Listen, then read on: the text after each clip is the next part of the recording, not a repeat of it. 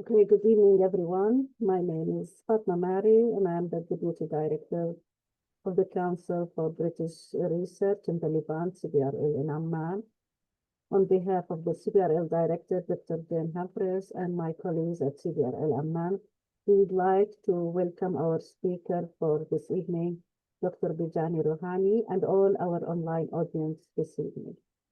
And just before we begin this talk, I want to remind you all to sign in to receive the CBRL monthly newsletter, where you will find our announcements about the latest resources and facilities available in the library, as well as the information about our past and future activities offered by CBRL.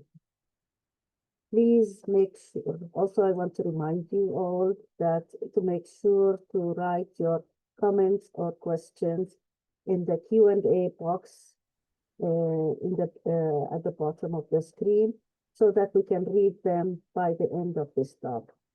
Turning on to this talk this evening, which is entitled Beyond Digitizations Toward Ethical and Sustainable Features for Digital Heritage, presented by our distinguished speaker, Dr. Bijan Rouhani. Bijan Rouhani is senior researcher at the School of Archaeology, University of Oxford, within the Endangered Archaeology in the Middle East and North Africa (EMENA) project. His research focuses on the digital documentation of endangered cultural heritage in the context of conflict, climate change, and development, as well as the conservation and protection of field heritage, risk management for heritage sites, and post-conflict reconstruction. Rouhani is co-founder of the Endangered Cultural Heritage of the Global South Hub at Oxford, chair of the Culture Emergency Response Board, and vice president of the International Scientific Committee on Risk Preparedness of ICOMOS. He is co-editor of Managing Disaster Risk to Cultural Heritage, From Risk to Preparedness to Recovery for Immovable Heritage, published by Routledge, 2024, and Reporting Heritage Destruction, published by ArchaeoPress, 2025. Rouhani has collaborated with international organizations, including the UNESCO World Heritage Center and ICROM, on digital heritage, as well as on broader issues of cultural heritage protection. He recently organized the Digital Heritage and the Global South Conference at Oxford. Dr. Bijani, the stage is yours. Thank you very much. Can you hear me? Yes, I can. Okay. Thank you very much, Dr. Fatima, and good afternoon, and thank you to the CBRL for inviting me to speak today. It's a pleasure to connect with colleagues and friends in Jordan, a country whose heritage landscapes have long inspired conversations about how we document, protect, and interpret the past in a rapidly changing world. My talk today is titled Beyond Digitization, but before we begin, let me briefly introduce my work and projects. Yes. As mentioned by Dr. Fatma, I work within the Endangered Archaeology in the Middle East and North Africa, or EMENA project, at the School of Archaeology, University of Oxford. I imagine some of you are already familiar with EMENA work, but for those who are not, EMENA is a partnership between the universities of Oxford, Leicester, and Durham in the UK, funded by the Arcadia Fund and the British Council's Cultural Protection Fund. Established in 2015, the project uses remote sensing techniques such as satellite imagery and aerial photography to document archaeological sites and cultural landscapes, and to monitor threats and disturbances caused by conflict, climate change, development, and agriculture. EMENA covers a vast region encompassing more than 21 countries, from Afghanistan to Morocco and Mauritania. By recording site conditions and assessing risk factors, we provide tools for monitoring and prioritizing protection efforts. All assessments are stored in a digital database built on the Arches platform, which currently holds about 390,000 records. A key element of our work is collaboration with local communities and heritage authorities across the region.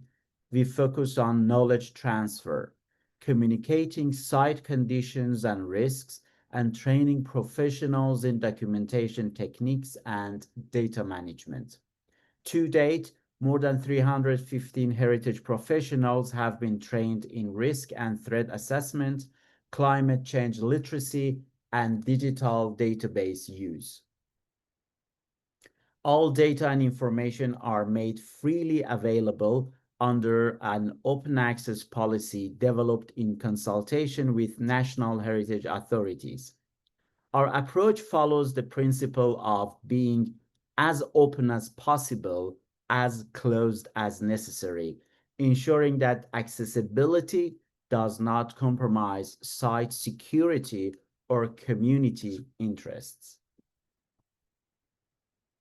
In addition, I'm also a co-founder of Oxford's Endangered Cultural Heritage in the Global South, or ECHGS Hub, which facilitates interdisciplinary research on how cultural heritage is created, identified, valued, and protected by local populations, experts, international agencies, and academics, while also being threatened by conflict, climate change, and development. The Hub has organized a major conference and published the open access volume Reporting Heritage Destruction, which explores the complex dynamics of how cultural heritage destruction is documented and communicated, asking who reports, what is reported, how, and with what consequences. Under the umbrella of the Hub, we also organized the Digital Heritage in the Global South online conference this summer, which examined the ethical, social, political, and environmental implications of using digital technologies and artificial intelligence in heritage work in the Global South countries. This included reflecting on questions of power, representation, and the role of local communities in shaping digital practices. So with this background in mind, let's now turn to our main topic of today, beyond digitization toward ethical and sustainable futures for digital heritage. Today, I want to talk about digital heritage, not only what it is, but also what kind of future we want it to have, ethical, inclusive, and sustainable.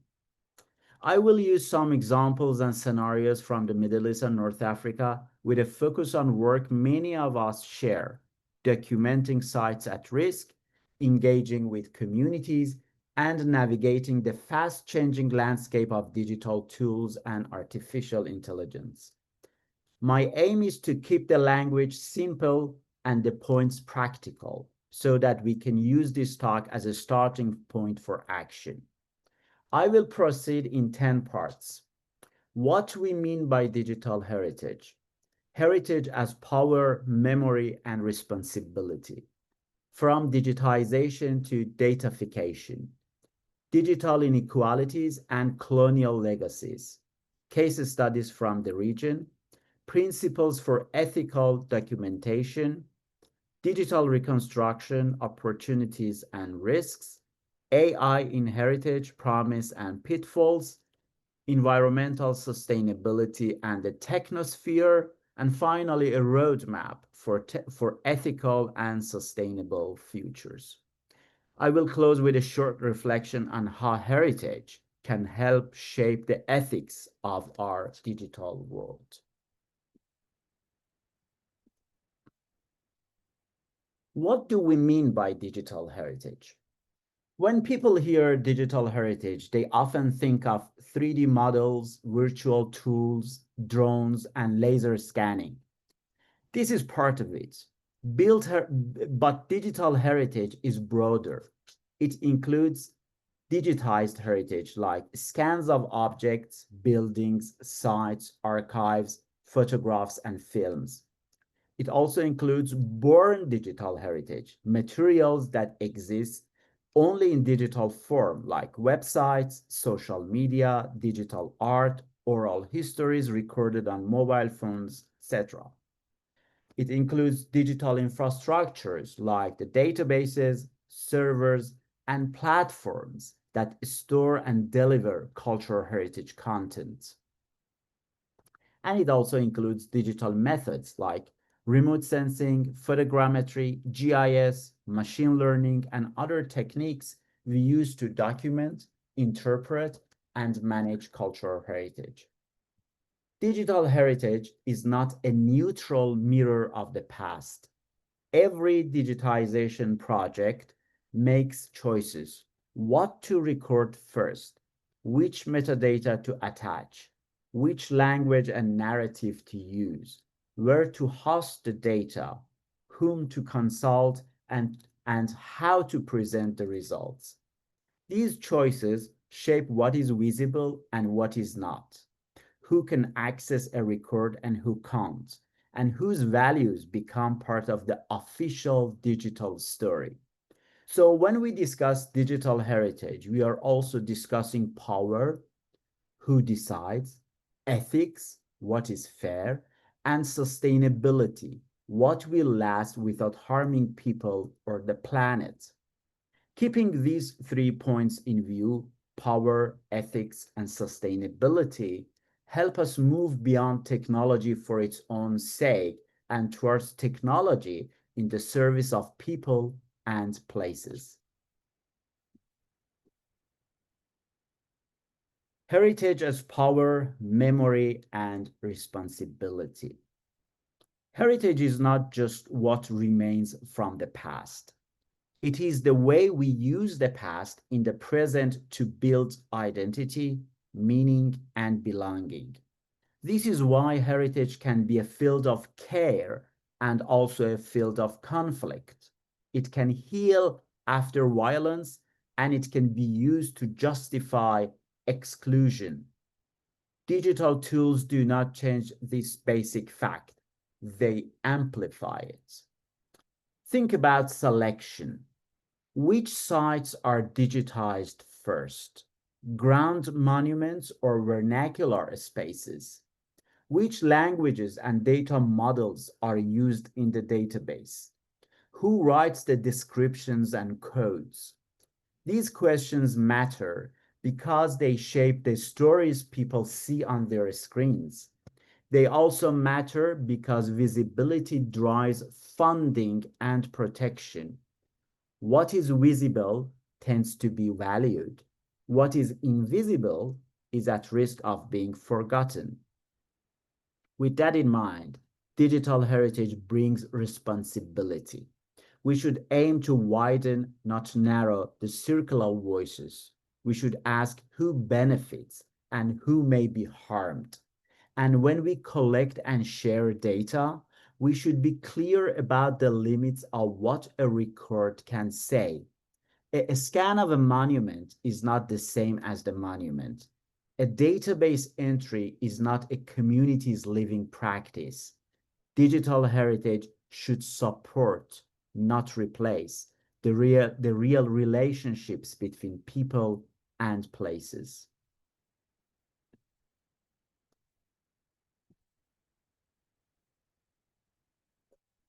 From digitization to datafication. In the early days, digitization was a rescue mission. Scan the fragile manuscript, record the eroding relief, capture a site before it is damaged by natural hazards or armed conflict. Of course, this work is vital, but we are now in a larger phase that some call datafication.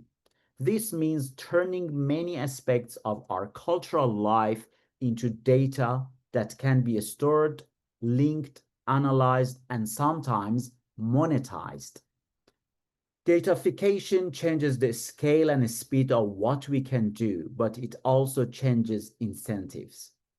Platform and clouds. Most cultural data live on commercial cloud systems. These services are reliable and convenient, but they are not neutral. They set terms of use. They shape discoverability through search and ranking. They can change pricing or policy without our consent. Attention economy. What is clickable tends to get more attention. This can push us towards visually striking heritage and away from the everyday, the intangible, and the politically sensitive heritage. Reuse and remix. Data travel. Images and models are copied, edited, and combined. This can be creative and educational, but it can also strip away context and consent. A healthy digital heritage ecosystem needs rules and norms that put people before metrics. The aim should not be as much data as possible, but the right data handled in the right way. That includes honest metadata, clear licensing, community oversight, and design that supports understanding, not only viewing.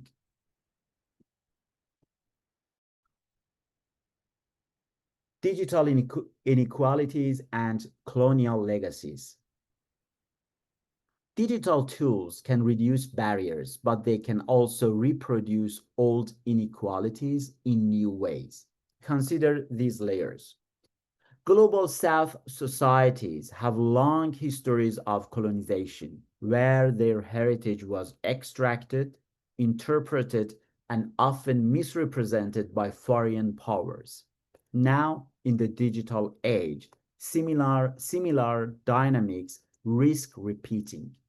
Big tech corporations based in the global north collect massive data sets, including cultural ones, and control platforms for their dissemination. This digital accumulation mirrors earlier land grabs, an extractive process that reduces culture to data and content. Infrastructure. Faster networks, larger servers, and reliable power are unevenly distributed. Many institutions in the global south must rely on servers, services, and technologies based abroad. That dependence can limit sovereignty over cultural data and expose projects to unexpected costs or legal risks. Capacity and voice. If funding, training, and technical leadership are concentrated in a few countries, then even well-intentioned projects can push local partners into the role of data providers rather than co-authors. This can feel like a digital version of older extractive models or digital colonialism. Narrative power. Global platforms reach large audiences. They are often the first point of contact for students, tourists, journalists, and even policymakers. If the main story online is developed far away from the communities who live with the heritage, then misrepresentation or simplification can take root very quickly. These concerns are especially acute in post-conflict and post-disaster settings where reconstruction and commemoration are urgent. Digital projects launched from outside can help, but they can also bypass local processes, rebuild selective symbols, or unintentionally erase living memory. The key question is always who decides and who benefits.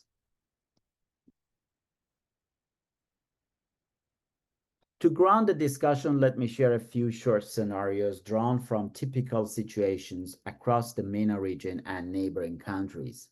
The details will be familiar to many of you. Recording landscapes. A team is documenting archaeological landscapes using satellite imagery and field checks. They map sites, threats, and changes from ancient field systems to modern development. The tools are efficient, but site coordinates are sensitive. Open publication could expose places to looting. Full restriction could block valuable research and community awareness. The practical solution involves graduated access, public summaries for awareness, controlled access for trained users, and secure sharing with authorities. It is not perfect, but it balances transparency and protection. Another scenario, living heritage. A local group is digitizing oral histories and mapping cultural practices in a historic neighborhood. They need a platform, a place to store files, and a plan for translation. Connectivity is weak, and long-term funding is uncertain. The group chooses low-cost, open-source tools, trains young volunteers, and agrees on community consent rules for what can be shared publicly. The project builds skills, creates a record, but it also surfaces a hard question. What happens to the data if the project loses funding? The response is to create local backups and deposit copies with a trusted community institution. And a scenario about post-conflict fragments. A museum team holds hundreds of fragments from a damaged site. They want to 3D scan the pieces to help with research and possible reassembly. An international partner offers a high-end scanning solution in exchange for using the models in a global showcase and exhibition. The museum negotiates a shared governance agreement. Scans are made, the museum keeps originals, licensing prevents commercial misuse, and any public narrative includes local curators as named co-authors. It requires time and trust, but it avoids a simple scan now, decide later trap. These scenarios show common themes. Balance openness with protection. Build capacity and local stewardship. Plan for sustainability and put communities at the center of consent and storytelling. Principles for ethical documentation. From many similar cases, a practical set of principles emerges. These are simple to state and powerful in practice. Do no harm. Before publishing sensitive information, ask who might be put at risk. This includes sites for looting and vandalism, people, their privacy or safety, and communities, stigma or political pressure. If in doubt, restrict, aggregate, or delay. Risk is not static. Review decisions over time. Share authority. Involve local partners from the start. Co-design goals, methods, and outputs. Recognize local expertise formally. Credit, co-authorship, and shared control of data. Use clear consent. For living people and living practices, adopt free, prior, and informed consent or FPIC rule. This means consent given without pressure, before recording begins, and with clear explanation of uses, risks, and rights to withdraw. Combine fair and care principles. FAIR data principles, which stand for findable, accessible, interoperable, and reusable, are essential for technical quality. CARE principles, standing for collective benefit, authority to control, responsibility, and ethics, ensure social responsibility. Together, they move us beyond open by default to open by design, with respect for rights and context. Keep good paradata. Record how data were made, who did it, what tools were used, what uncertainty remains, and what choices were taken. Paradata help future users understand limits and avoid overconfidence. They are also a form of accountability. Plan for the long term. Digital preservation is not a one-off event. It's a process. Use open formats where possible. Budget for migration of files to new systems. Document the folder structure and naming schemes. Store copies in more than one safe place, including locally. Build capacity. Training and mentorship are not extras. They are the heart of sustainable digital heritage. Budget time and funds for local training and design systems that people can actually maintain. Be humble about completeness. A model or a database is never everything. Leave room for multiple interpretations. Invite corrections. Mark unknowns clearly. Avoid the language of virtual truth. These principles are simple, but following them consistently changes outcomes. They shift projects from about communities to with communities. They turn data collection into shared knowledge.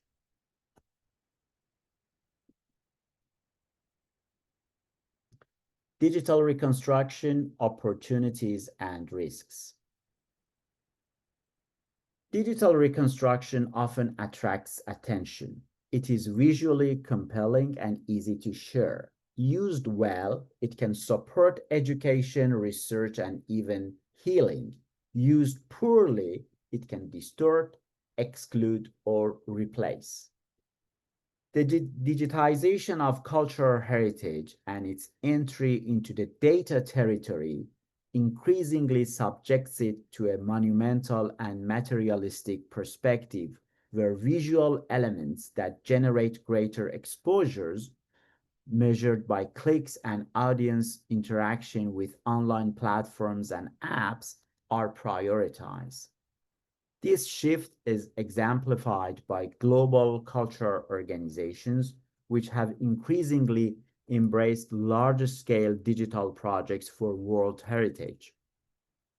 Focusing on prominent heritage sites where data accumulated through numerous well-funded projects is readily available may further perpetuate existing inequalities by prioritizing well-known landmarks over local or less visually striking heritage.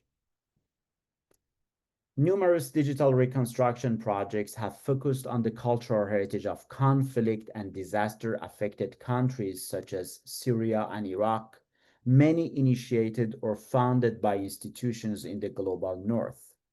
While these initiatives align with the Venice Charter by avoiding alterations to original materials and irreversible interventions, they also raise significant ethical concerns. Local communities often do not benefit directly from these efforts, nor are they involved in decisions about what should be digitally reconstructed, how data should be collected and stored, or what narratives and interpretations should be presented. This prompts several key questions. Will digital documentation and reconstruction, particularly in complex social and political contexts, replace physical conservation and preservation? Will global audiences, both researchers and public, become less reliant on direct access to the cultural heritage of Global South communities? Furthermore, which heritage will be prioritized for digital representation and which will be excluded? Augmented reality or AR and virtual reality or VR powered by AI transform our interaction with the spaces and artifacts, changing how we perceive, analyze, and discuss heritage.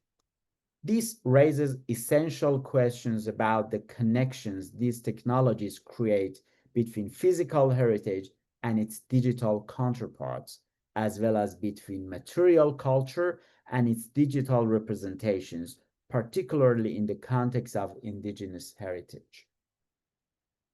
In the context of digitally recreating and representing contested or damaged cultural heritage, ethical considerations take on new complexities. What guidelines and standards should be adhered to? Who gains from these efforts? What is the primary purpose of digital reconstructions? These issues are notably pertinent in the Global South, where cultural heritage faces heightened risk due to conflict, climate change, and development pressures.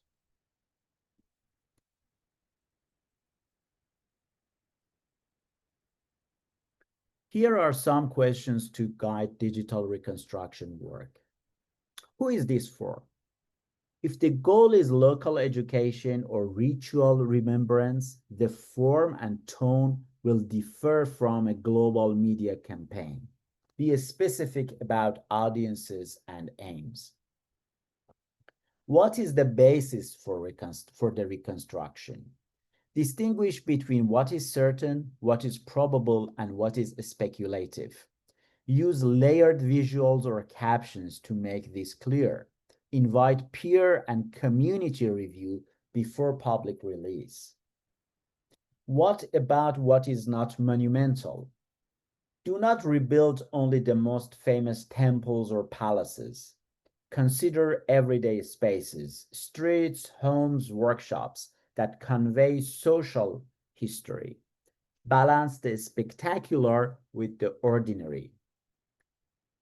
And does the digital presence reduce urgency for the real site?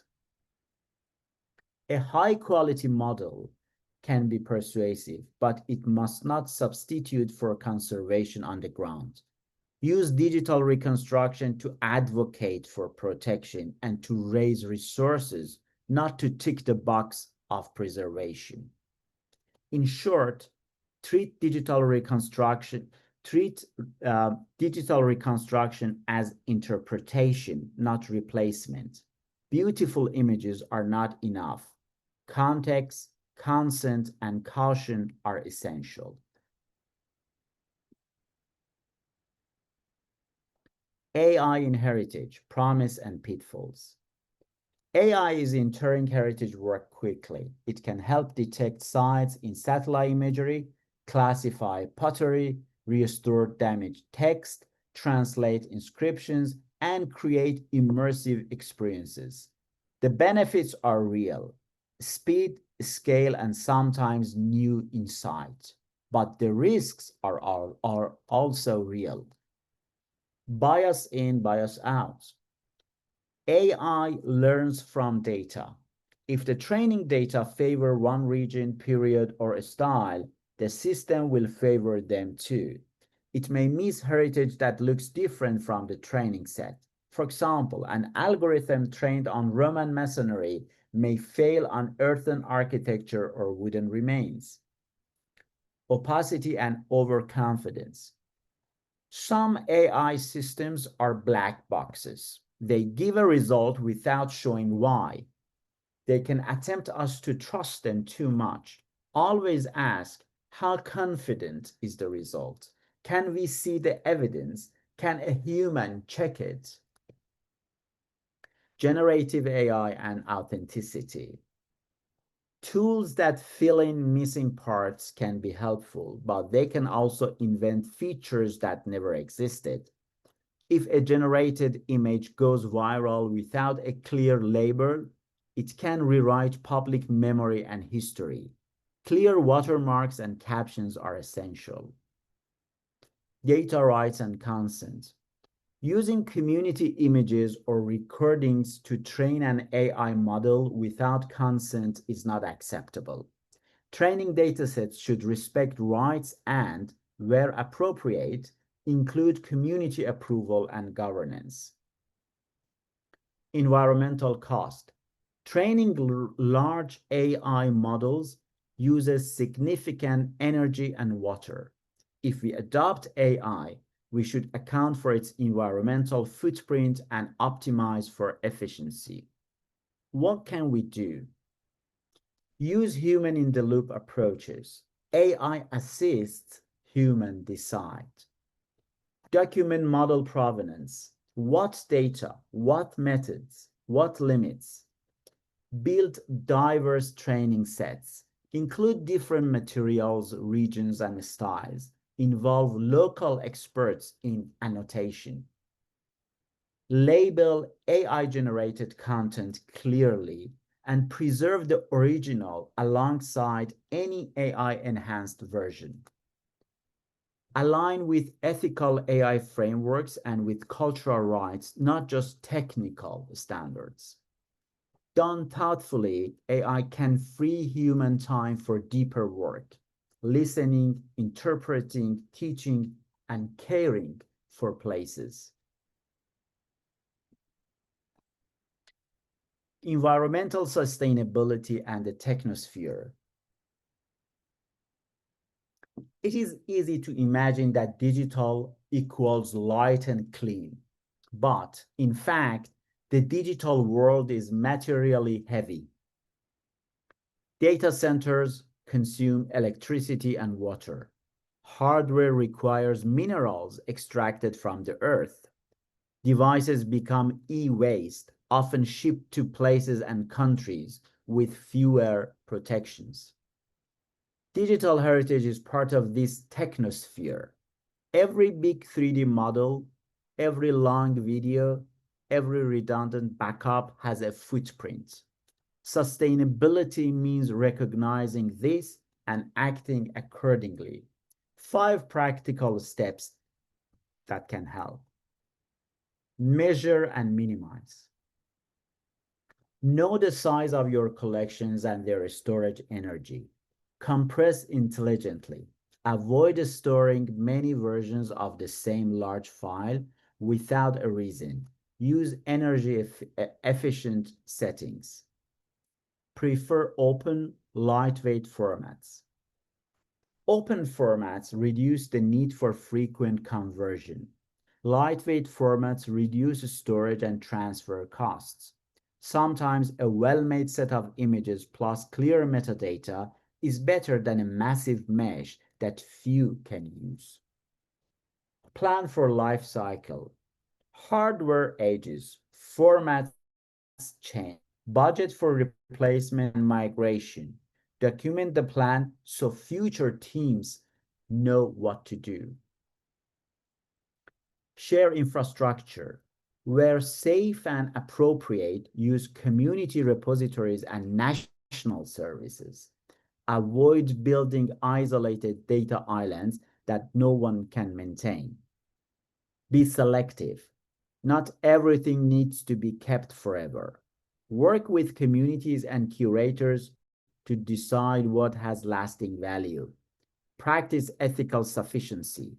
Keep enough to serve memory and research, but do not hoard without purpose. Sustainability is not about saying no to digital heritage. It is about saying yes to approaches that respect both culture and environment.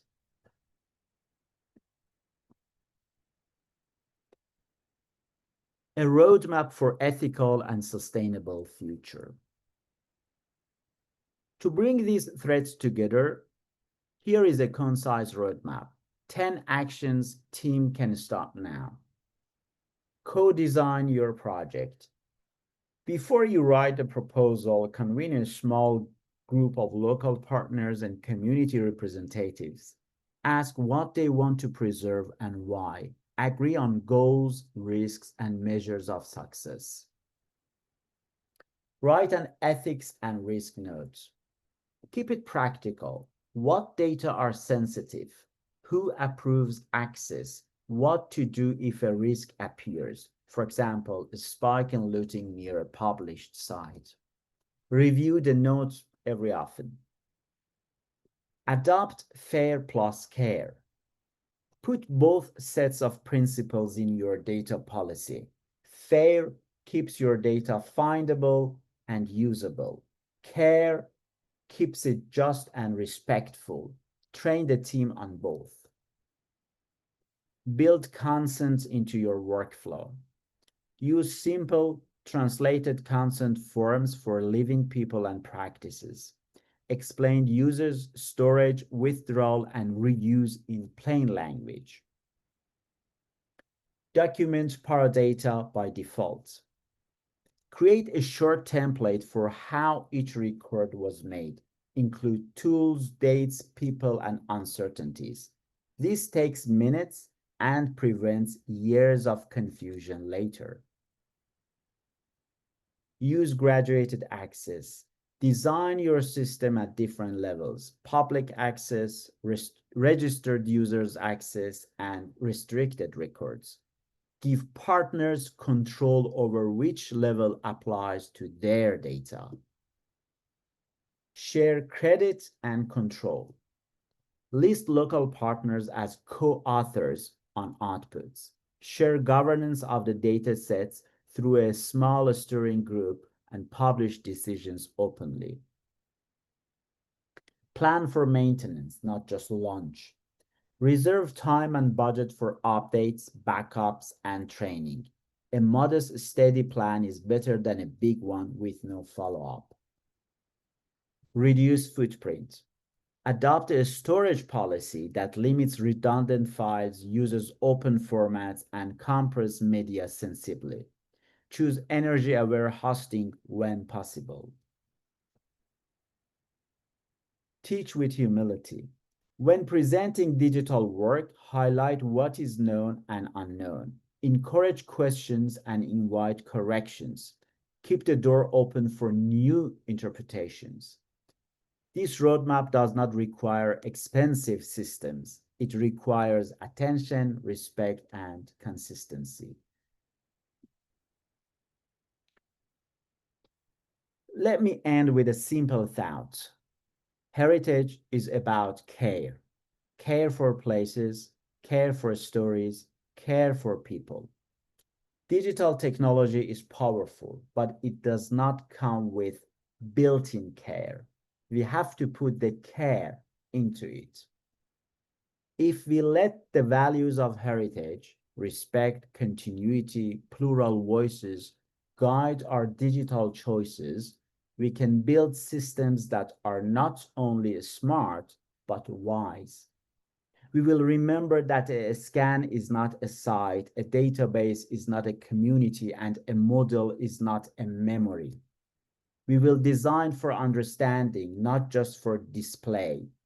We will share authority and build skills so that people closest to the heritage lead the way. And we will keep an eye on the planet, because a future without a healthy environment has no room for heritage at all. And thank you very much.